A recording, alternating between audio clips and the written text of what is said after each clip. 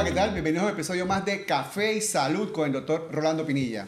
En el día de hoy vamos a tocar un tema muy importante, que es el 20% de la consulta ginecológica, que es el síndrome de ovario poliquístico. Y lo vamos a tocar en una perspectiva desde el punto de vista nutricional. Y para ello contamos aquí con nuestra querida amiga y nutricionista, la licenciada Lizeth Ramsey. ¿Qué tal, Lizeth? ¿Cómo estás? Hola, Bienvenida Rolando. una vez más. Hola, Rolando. Muchas gracias por la invitación. Para mí siempre es un gusto compartir contigo y tu audiencia. Bueno, ya saben, Café y Salud, diferentes plataformas en Spotify y en YouTube. Queremos tocar un poquito sobre el síndrome ovario poliquístico. El síndrome ovario poliquístico es una patología muy frecuente y de consulta que tenemos nosotros los ginecólogos. Se trata de una patología que consta de 3 aspectos importantes en la vida de la mujer. 1, dificultades para tener una menstruación apropiada o adecuada. No menstruan regularmente y por ende, 2, tienen ciertos problemas en cuanto a lograr el embarazo y la fertilidad. Y 3, está asociado a grandes complicaciones como diabetes, dislipidemia, síndrome metabólico. Hay un enfoque bien importante y es lo primero que utilizamos, que es la parte nutricional. Y para ello quiero que conversemos un poquito con Lizeth sobre qué podemos hacer para que nuestras pacientes que tienen este diagnóstico de síndrome ovario poliquístico realmente puedan tener una terapia nutricional apropiada. Bien, las pacientes con síndrome de ovario poliquístico son unas pacientes muy especiales porque particularmente les toca la fibra esta maternal cuando están buscando y no lo logran. Entonces, ven en la dieta que se les indica, como quien dice, un rayito adicional de esperanza a mejorar toda esa condición. Y sí, la dieta juega un papel sumamente importante para mejorar todos los síntomas asociados a lo que es el síndrome de ovario poliquístico y toda esta carga emocional que conlleva el mismo. Bueno, refrescando entonces un poco, parte de la dificultad que tienen estas pacientes para poder lograr un embarazo es que no tienen una ovulación apropiada y por ende no ven la menstruación de manera correcta.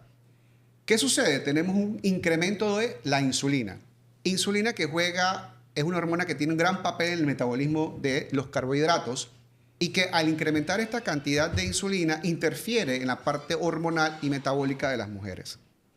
Esto conlleva que estas pacientes sean más propensas a desarrollar diabetes, a tener problemas de sobrepeso, problemas con el colesterol y va a llevar entonces que esta paciente lleve toda esta etapa de dificultades para lograr embarazarse, para tener problemas de la presión y van a tener entonces ciertos problemas en cuanto a la parte metabólica. ¿Cómo podemos ayudar desde el punto de vista nutricional, sabiendo esta fisiopatología del síndrome de ovario poliquístico, a que nuestras pacientes disminuyan esta insulinoresistencia para poder lograr ovular, no tener problemas con el azúcar, no tener problemas con el colesterol, no tener problemas con la obesidad central? Muy importante tu pregunta. Y nutricionalmente nos enfocamos en una dieta con control estricto de carbohidratos. Sumamente importante. Yo siempre les indico a las pacientes, mira, aunque no seas diabética con un diagnóstico de diabetes, hazte la idea que tu dieta es como si lo fueras. ¿Pero por qué? Porque es necesario un control riguroso de todo lo que son los almidones para ayudarte a disminuir todo este tema de la resistencia a la insulina, trabajar con el tema del aumento de los niveles de insulina y también se casa mucho, por ponerlo de una forma, el tema de una dieta antiinflamatoria. Ok, Entonces es sumamente importante llevar la dieta tal cual se indica. No hay días libres, no hay permisos, porque al final no es nada más arreglar un problema. Es evitar que aparezcan más asociados a esta condición. Ahora, vamos a ponerle pausa un momentito porque tratamos de ser bastante educativos en este podcast y que sea un lenguaje sencillo, que todos podamos comprender. Y bueno, si realmente consideran de que es importante hacer otras explicaciones, nos pueden hacer sus comentarios aquí abajo en las diferentes plataformas de YouTube y Spotify. Ahora, ¿qué son los carbohidratos? Bien. ¿Qué es una dieta? Porque cuando tú me hablas de dieta, yo pienso en restricción. Sí, es lo primero que a la gente se le viene a la cabeza. No puedo comer, no puedo comer, no puedo comer. Entonces, no puedo comer ningún carbohidrato. Háblame un poquito sobre esto y que podamos entender de qué se trata. Sumamente importante entender que dieta no es lo que me manda el médico o lo que me manda la nutricionista. Una dieta es todo lo que está en mi patrón o en mi día a día de consumo. Usted puede tener una dieta buena o una dieta mala, pero esa es la dieta suya. Obviamente, cuando vamos donde el profesional de la nutrición, que ha estudiado, que se ha dedicado a informarse, te manda un patrón distinto de alimentación al que has estado llevando y la gente lo ve como una dieta distinta, pero simplemente es una modificación al patrón que ya tenías. Excelente. Entonces, eso es lo que para nosotros es una dieta. ¿Y qué son los carbohidratos? Los carbohidratos son un grupo de nutrientes. Nosotros conocemos a los macronutrientes y a los micronutrientes para que hablemos todos el mismo lenguaje y educar un poquito a la población. Los macronutrientes son 3 principales: los carbohidratos, las proteínas y las grasas. Y los micronutrientes son aquellos que necesitamos en cantidades muy pequeñas, que son las vitaminas y los minerales. Entonces, excelente. En el grupo de los macronutrientes están los carbohidratos, que son básicamente nuestra principal fuente de energía. Sin una cantidad adecuada de carbohidratos en la dieta, nuestra capacidad de ser productivos va a verse mermada, va a disminuir y vamos a sentir cansancio, fatiga, pero es importante reconocer que hay carbohidratos y carbohidratos. Ok.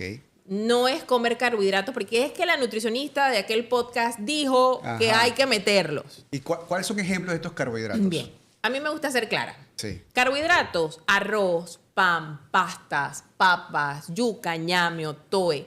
Las menestras entran como carbohidratos a pesar de que tienen un aporte significativo de fibras y de proteínas. Ok.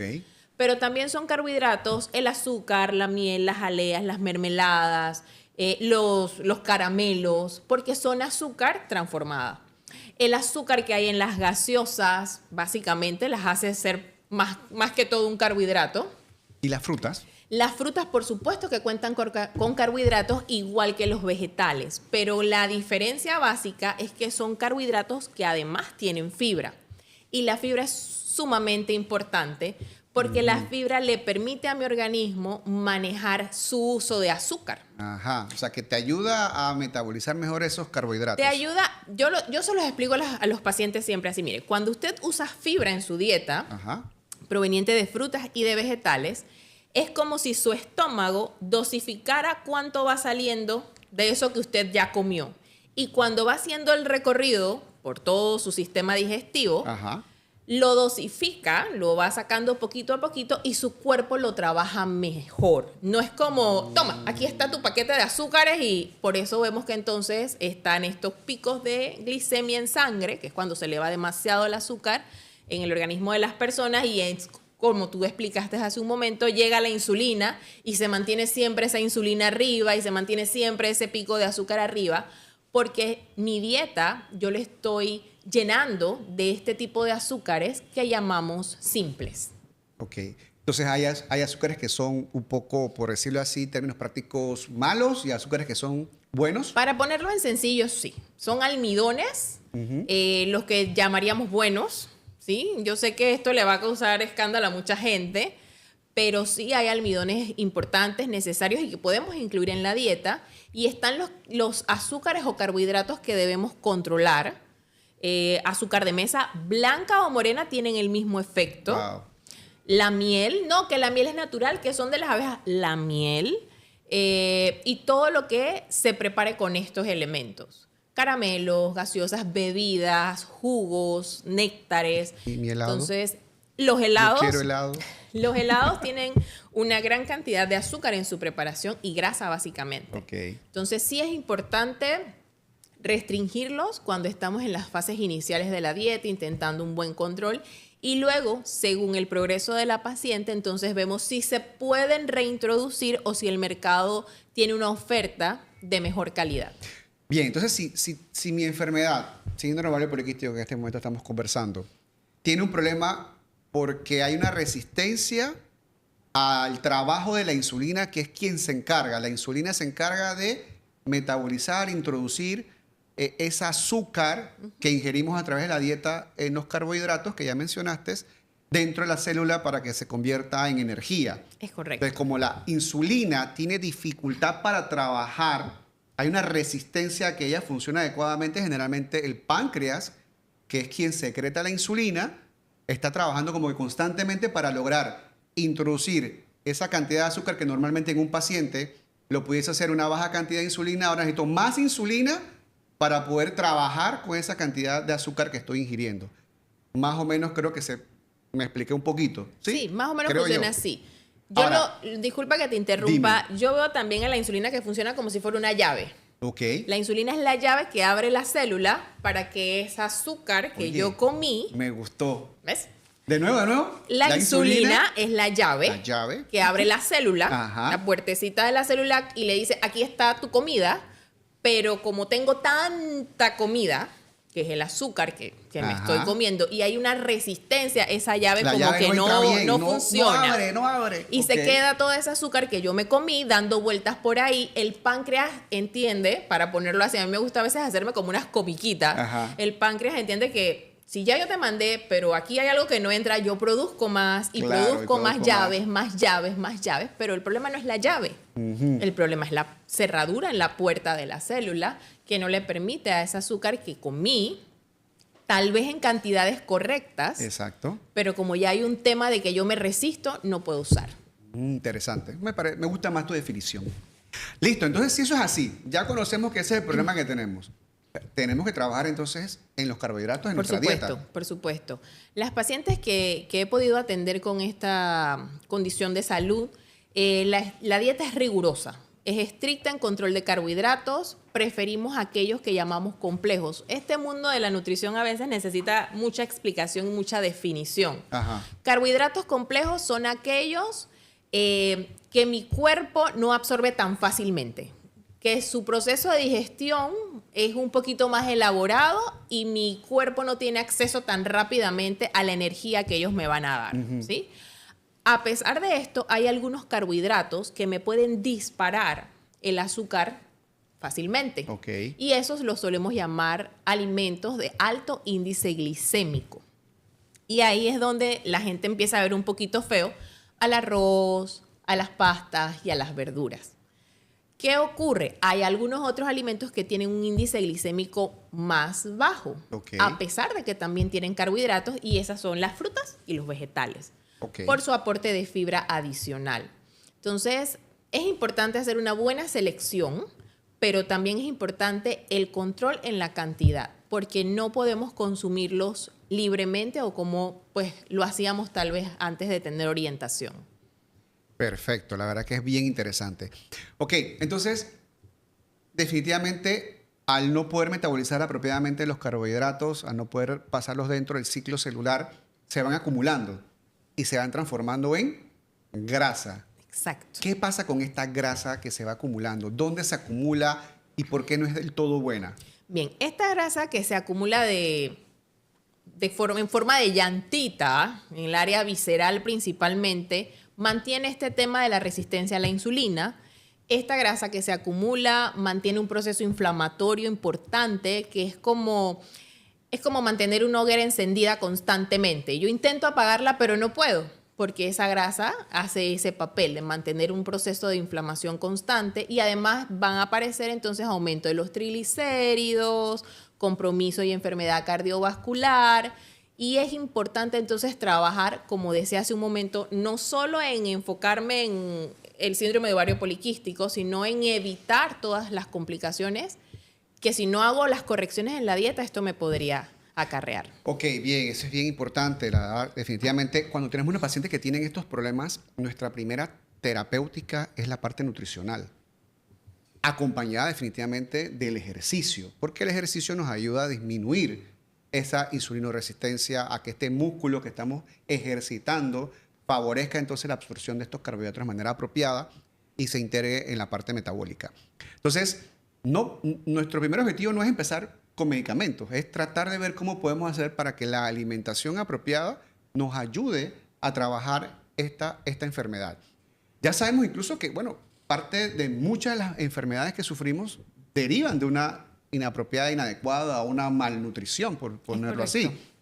Entonces, creo que es importante que creemos conciencia de que la nutrición es esencial para la salud, no solamente tuya, personal, sino la de toda tu familia. Entonces, ¿cómo podemos ayudar a estas pacientes en cuanto a ejemplos prácticos de qué tipo de alimentación deben de favorecer qué tipo de alimentos deben de no favorecer de tanto o disminuir su consumo y cómo esto nos va a ayudar entonces a todo este problema metabólico. Bien, la alimentación pareciera ser que la solución es igual para todos, pero aquí principalmente es reducir, si no es posible, eliminar de forma radical todo lo que son azúcares, dar prioridad a los alimentos fuentes de fibras, frutas, vegetales, menestras, lentejas, porotos, arvejas, usar almidones. Y aquí hay algunos trucos que nosotros usamos y voy a usar un lenguaje sumamente folclórico. Por ejemplo, el arroz dormido, que llaman, que es el arroz de un día para otro, porque ahí hay una estructura química que se modifica y el almidón, que es al que nosotros a veces le tenemos un poquito de vamos a controlarlo, no vamos a abusar de él, no se hace tan fácilmente absorbible. Ajá. Entonces, no es que lo tengo que eliminar, no es que lo tengo que sacar, pero puedo aprovechar algunas Ponerlo técnicas. a dormir, entonces. Pones a dormir el arroz para que se pueda Lo absorber arropas y mejor. todo. Eso, No me ¿cómo se sabía hace? esa. Ajá. ¿Cómo se hace esto? ¿Cómo se hace? Cocinas tu arroz. Ajá. Una vez está listo, tienes que sacarlo de la paila y ponerlo a enfriar lo más rápido que puedas. O sea, una bandeja amplia para que bote todo ese calor. Ajá. Y lo metes a la nevera. Al enfriar ese arroz, su estructura química se modifica, los enlaces de almidones se hacen más resistentes y cuando llegas a tu proceso digestivo, esos enlaces no se pueden partir en su totalidad, por explicarlo de esta manera. Ajá. Entonces no utilizas todo ese almidón que te estaba dando el arroz. O sea, esto, la verdad que Es un truco, es un definitivamente truco. tremendo truco. No lo conocía, no lo había escuchado, no me lo habían recomendado tampoco. Y definitivamente creo que es algo que vale la pena que ustedes lo hayan escuchado aquí en Café y Salud con el doctor Rolando Pinilla y con la licenciada Lizeth Ramsey. También es un truquito adicional, pero que bueno, está dentro de las promoción de hábitos que nosotros hacemos. Cuando consumas tus almidones o tus carbohidratos, incluye siempre fibra. Fibra de la que se encuentra en los vegetales, fibra de la que se encuentra en las menestras, porque esto va a disminuir el aumento de tus niveles de glicemia en sangre, aunque hayas comido carbohidratos. No significa que no los va a aumentar, pero es lo que te explicaba hace un momento del manejo que nos ayuda a hacer la fibra referente al aporte de almidones, carbohidratos que yo consuma en mi plato. Por ejemplo, si voy a comer arroz, siempre alguna porción de menestras y mi porción doble o triple de vegetales, preferiblemente vegetales crudos.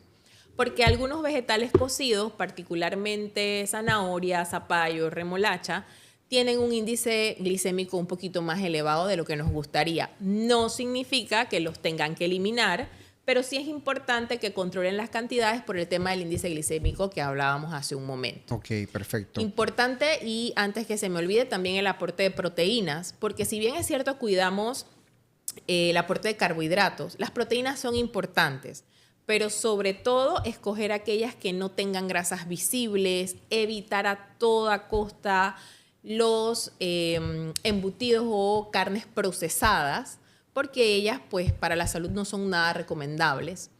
Y sí es importante proteínas de buena calidad.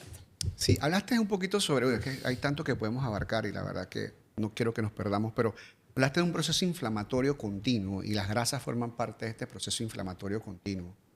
Y obviamente hay un estrés oxidativo importante y necesitamos entonces manejar mucha dieta antioxidante, ¿ok?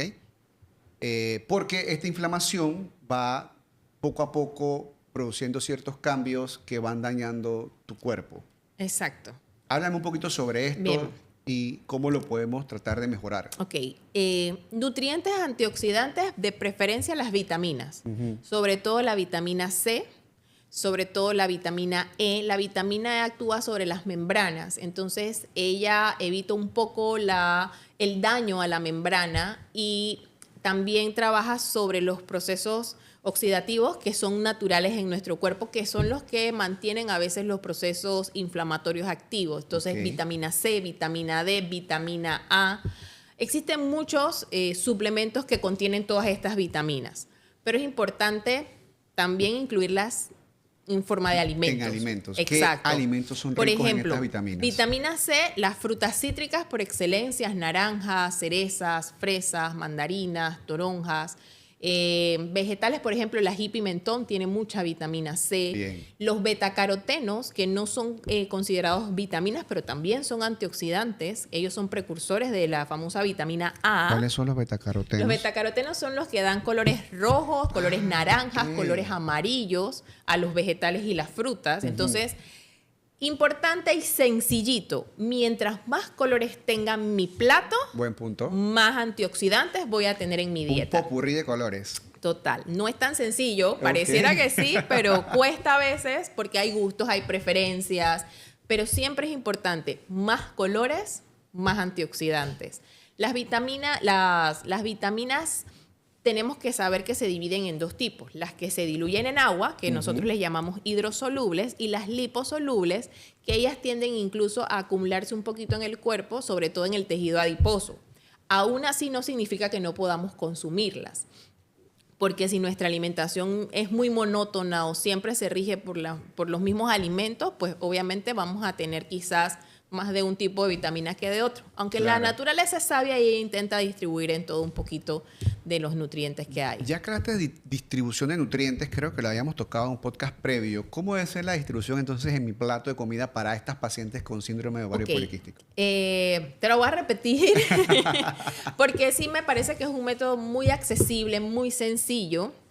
El famoso método del plato. Ajá. La mitad del plato siempre vegetales, preferiblemente crudos, preferiblemente frescos. Olvidémonos de los vegetales de lata.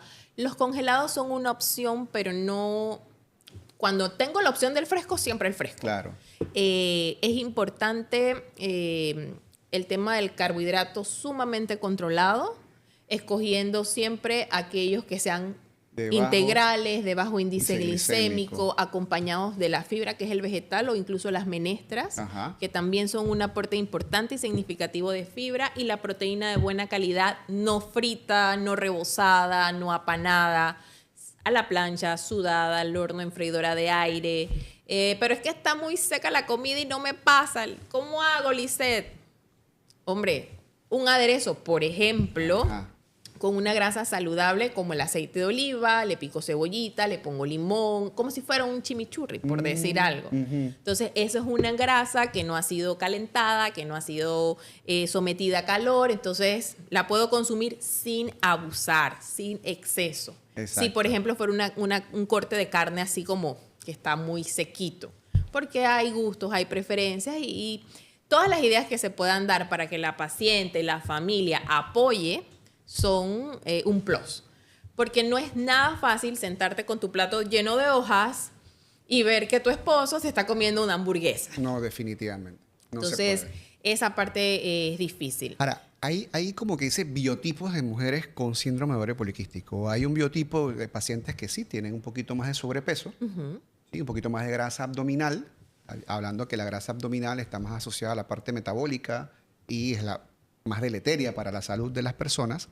Y hay otro tipo de pacientes que, bueno, no tienen sobrepeso, o sea, tienen un peso normal. ¿Cómo hago la dieta? Porque generalmente en mi cabeza tú me dices dieta. Control de todo. Control. Quita hay que bajar todo. calorías, hay que bajar, hay que quitar, hay que quitar.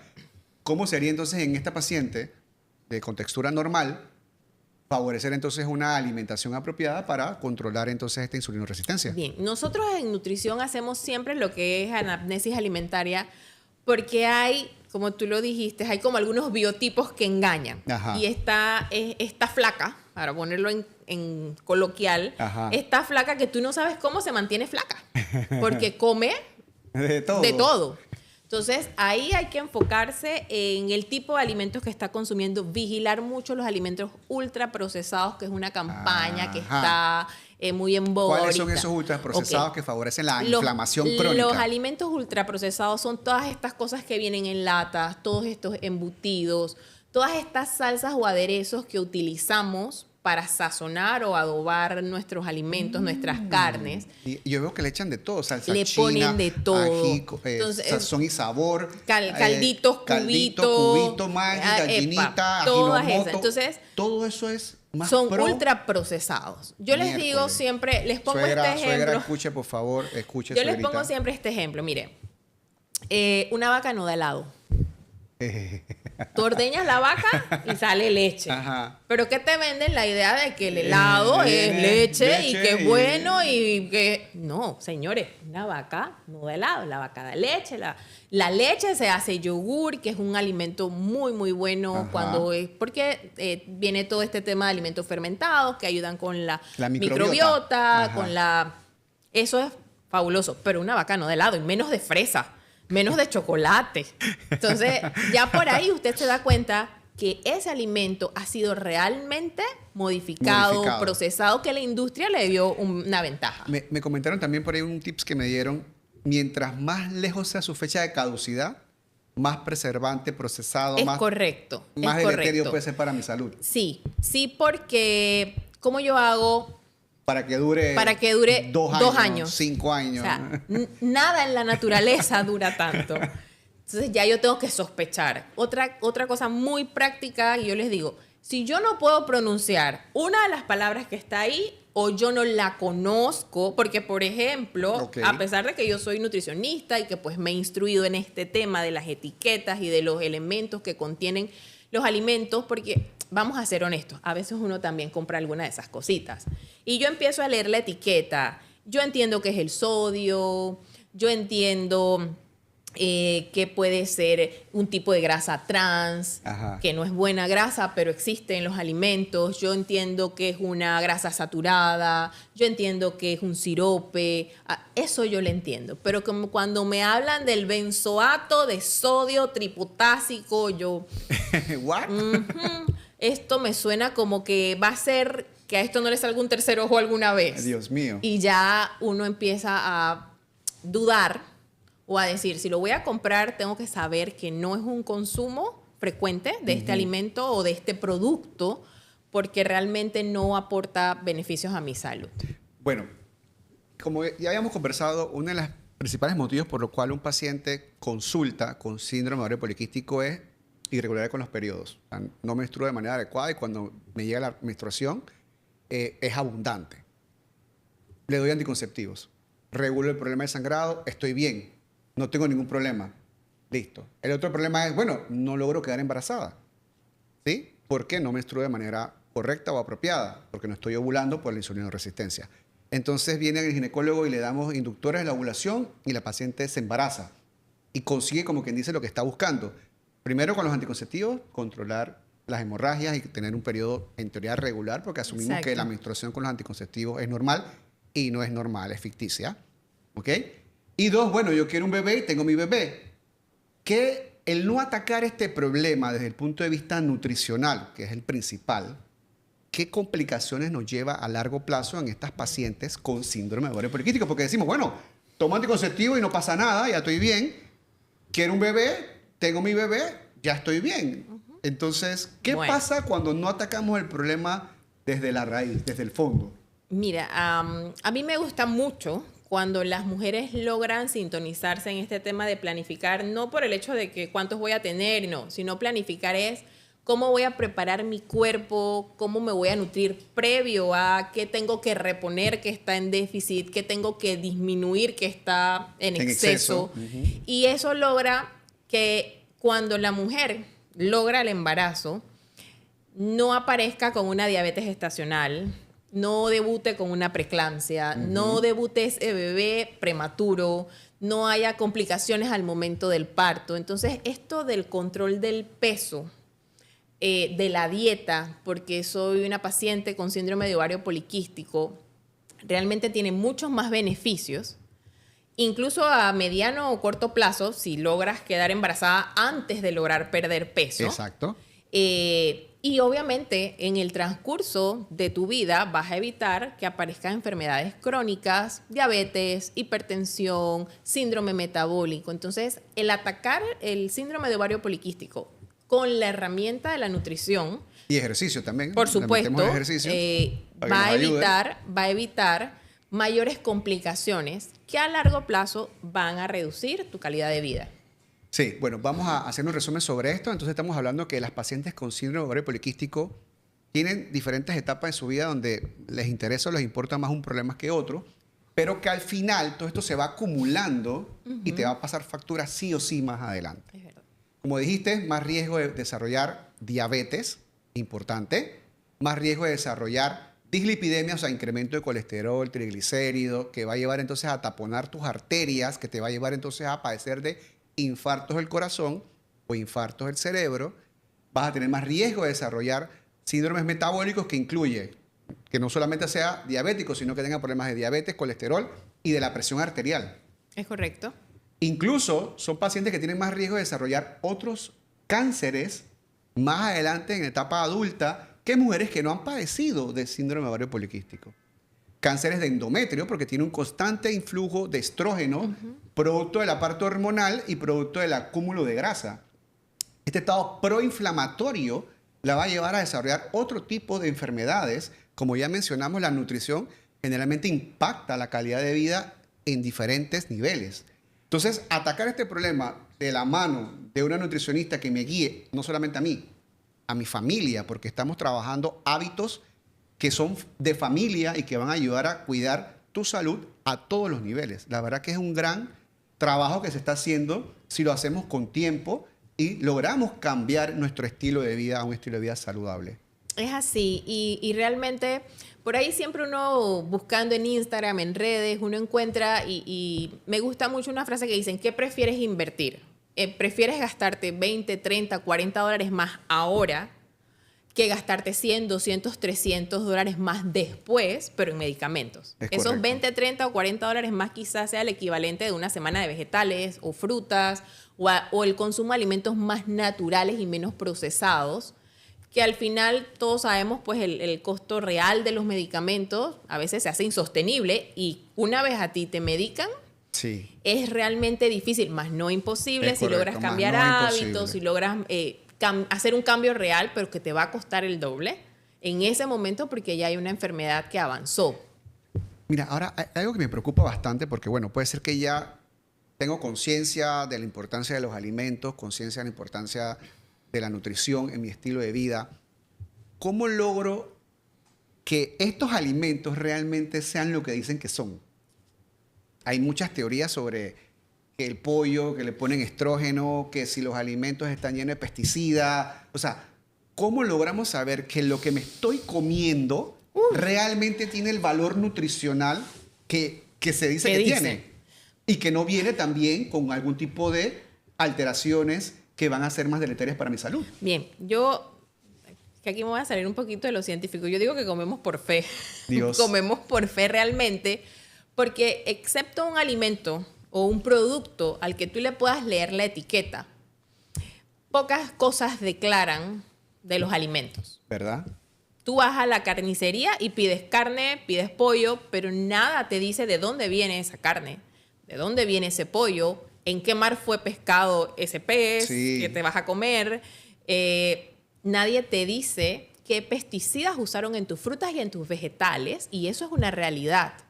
Existe una gran contaminación por pesticidas en las frutas y vegetales que consumimos. Wow. Entonces, toca hacer un buen lavado, un buen enjuague y confiar. Buenos procesos de cocción. Dios mío.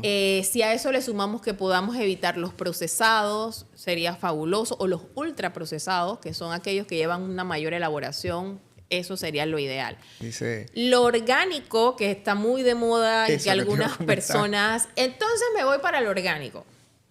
Lo orgánico, en teoría, es mejor porque no debe tener esos elementos. Porque hay una certificación que me dice que Exacto. ese ganado es seguro, que esa ave es segura, que esos vegetales, que esas frutas no tienen pesticidas o fueron utilizados los permitidos. correcto. ¿Ve? Eso es lo orgánico. Nutricionalmente no hay mayor diferencia hasta donde tengo yo de conocimiento, mi conocimiento, no hay mayor diferencia en el aporte de nutrientes como tal, ¿sí? Es importante pues ser precavido y también verificar un poco de cuál es mi fuente, de dónde compro, dónde lo conseguí, pero no hay realmente algo Está que difícil. que me dé certeza. Bueno, como tú dices, hay que tener un poquito de fe y por lo menos tratar de hacer lo mejor que se pueda con lo que se tiene, ¿no? Me da risa porque antes hablábamos con todo esto del orgánico. Dice, bueno, es que ahora vamos a comer huevo de gallina de pastoreo o vamos a comer pollo de pastoreo. Y cuando tú te pones a ver de que es la gallina que tenía mi abuela en el patio, que ponía los huevos y que nosotros nos comíamos y que después nos comíamos ese pollo en un sancocho. Así mismo es. Entonces, como que volver a lo natural, a lo tradicional, a lo que más ya básico. Teníamos, a lo básico. Se está convirtiendo ahora también en un emprendimiento. Hay muchas personas que se están dedicando a esto, una tendencia mundial, ¿no? Sí, y no le veo realmente, si existe la posibilidad, porque sabemos que esos productos tienen un costo mayor. Claro. Si Ese es el existe la punto. posibilidad, si tú estás convencido de que eso te va a gustar, porque incluso sí tienen un sabor distinto. Bueno, mira, ahora que tocas ese tema, pongo pausa porque tengo una compañera, una colega, que me dice que la hija no come huevo que no sea huevo de pastoreo, que ella ya identificó el sabor Saben y total- sabe cuando le están dando un huevo que no, cuando es de huevo del normal Sí. de la tienda o cuando es huevo de pastoreo. Así que la tiene comprando y consiguiendo huevo de pastoreo. La hija. Sí, saben distintas, las carnes saben distintas, la textura de la carne es distinta, el sabor de los huevos, bueno, ese no lo había escuchado, pero Sí, me imagino wow. que sí es distinto. Yo sí he visto visualmente esas yemas son mucho más amarillitas. Sí, exacto. Son Tienen diferentes. más betacarotenos, Tienen que más son unos betacarotenos. antioxidantes que dan ese color particular. Entonces, sí hay una diferencia en el alimento. Quizás a futuro, por ahí debe haber algún estudio que nos haga la comparación de nutrientes y eso sería interesante, pues darle seguimiento para ver Exacto. qué es lo que realmente hay de evidencia, porque tampoco es... ahora va a buscar el pastoreo, los pollos, las vacas, el puerco, los vegetales regados con aguas de manantial, porque sabemos que va a ser un poco difícil. Bueno. Pero si todo eso es un poco la tendencia, no hay que dejarse llevar de las modas. Exacto. Pero sí hay que ser conscientes, si vamos a hacer la inversión y volvemos un poquito a yo sé lo que debo hacer y lo empiezo a hacer, pero me quedo haciendo también las cosas que me recomendaron hace rato no hacer. Entonces me voy al orgánico, me voy a la gallinita, al huevito, a la carne, al arroz, porque hay de todo orgánico, pero eventualmente me excedo en copas. Ajá, mención en copa. ¿Qué Me voy a los asaditos y como no una porción usual, sino que doblo la cantidad porque hoy era un día distinto. Ajá. O compro ultraprocesados porque es que me siguen gustando y eventualmente los sigo incluyendo, pero algunas cositas sí son orgánicas y sí más? son... Tapas y vinos. Ajá. Oh, Dios mío. Entonces hay que ser como muy consciente, muy real de yo por qué hago esto, qué evidencia tengo. Todos no tienen acceso tal vez a los últimos papers o revistas científicas, Ajá. pero sí ser como congruente, lo que hago y lo que digo. Bueno, excelente. La verdad que una vez más complacido, enriquecido, la verdad, de estar aquí contigo tocando temas tan interesantes de cómo la nutrición nos aporta y nos ayuda tanto a prevenir como a tratar ciertas enfermedades. Y el síndrome de ovario poliquístico es una de ellas, que la terapéutica principal, la que nos va a ayudar realmente es empezar con esto, con el cambio en los hábitos nutricionales, hacer ejercicio y posteriormente vender ciertos medicamentos que nos pueden ir ayudando, pero creo que si aún tomando los medicamentos, si no hacemos este cambio de chip, definitivamente no lo vamos a lograr porque ya vimos las repercusiones que trae sobre tu cuerpo en otras posibles enfermedades si no hacemos el cambio apropiado. Es correcto. Bueno, Lisette, te dejo para que concluyas, danos tus últimas resumen de lo que realmente quieres que nos llevemos a casa y dónde te podemos encontrar cuando Bien. queramos hacerte algún tipo de consulta o Ok. pregunta al Algo respecto. que no dije, pero espero que no me guindes, A pero ver. las pacientes tienen que llevarse esta información. Está por ahí dando vueltas el mioinositol, que cosa de chiste, antes era la B8, o sea que es una vitamina, es una vitamina, lo conseguimos en los alimentos, pero la cantidad no es suficiente, que eso también Es correcto. no lo mencioné en algún momento, pero los nutrientes están en los alimentos, pero a veces no en las cantidades suficientes y sí es necesario el apoyo entonces de la suplementación y importante, la cantidad o la dosis sería de 3 a 4 gramos día. Exacto. Entonces, eso es un plus para las pacientes. Esto no es un medicamento, esto no es un tratamiento y hay que hacer énfasis en eso. Es un médico quien le va a dar la terapéutica, pero forma parte de los elementos nutricionales que Exacto. podemos usar. Además de suplementos, medicamentos, seguir las pautas que se dan. trabajar sobre metas es importante, porque muchas veces, bueno, aquí vamos a ver qué pasa. Si no ponemos metas reales, nos diluimos. Es así. Bueno, y más que sea llevado de la mano de un profesional que te pueda realmente dar esas herramientas que te ayuden a mantenerte, porque hay que ser constante y obviamente eso es parte de lo que a veces nos cuesta un poco, ¿no? Mantener la constancia hasta que ya veamos el resultado. Luego de haber hecho ese cambio, nos toma un tiempo ver los resultados. Es así. Así que bueno, una vez más, gracias por estar aquí con nosotros compartiendo estos temas interesantísimos. Espero que haya sido de utilidad y si esto te da valor, por favor, compártelo, suscríbete y danos tus opiniones aquí en nuestro podcast Café y Salud con el Dr. Rolando Pinilla. Puedes darnos tus opiniones y puedes suscribirte en YouTube y en Spotify. Gracias, Eliseth, por acompañarnos en este día tan importante para poder hablar un poquito más y llevar información de valor a nuestra audiencia, a nuestros pacientes, a todo el que este podcast les pueda servir. Realmente muy agradecido contigo por tu tiempo y por tu dedicación. Muchas gracias.